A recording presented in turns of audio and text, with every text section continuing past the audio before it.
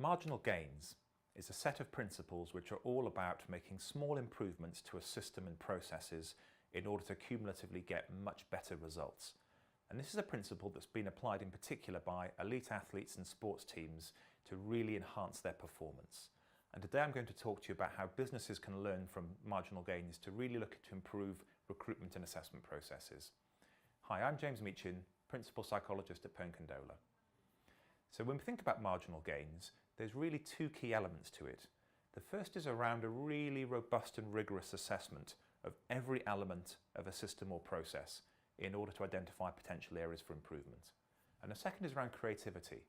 Creativity in particular, looking at diverse fields, diverse topics, and bringing those into the subject of interest in order to get new insights and to make those really important improvements.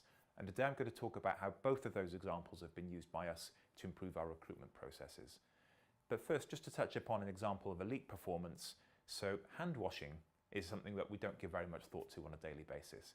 Yet surgeons know the importance of really disciplined hand washing and particular techniques in their line of work. And we find that with elite performance, when athletes train really hard, it lowers their immune system so they're more susceptible to illness. And athletes have used effective hand washing techniques that from clinical practice to really minimize their risk of disrupting their training regimes through illness.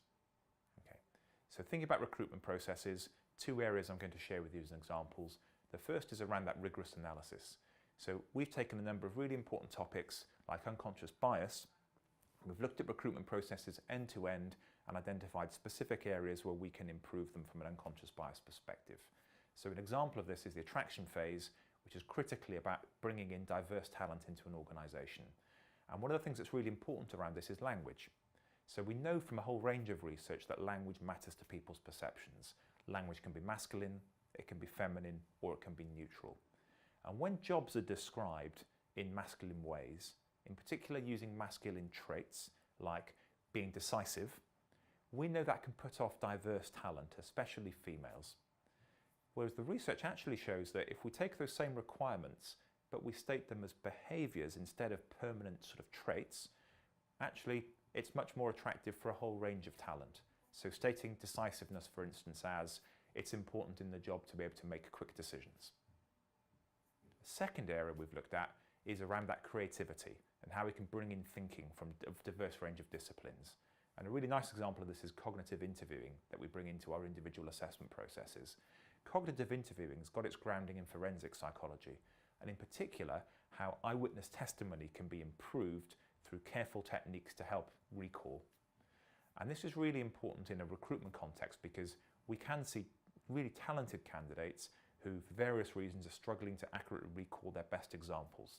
And we apply a number of specific techniques from cognitive interviewing to really help enhance their recall so we can get the most accurate, fairest assessment of those candidates' abilities. Cognitive interviewing also actually helps us to identify risk areas where candidates are perhaps artificially enhancing or inflating the examples they're describing. So it works really well in providing us with rigorous, fair assessment processes. If you'd like to know more about how marginal gains can help improve your business processes and recruitment practices, please visit our website at www.pearnkandola.com.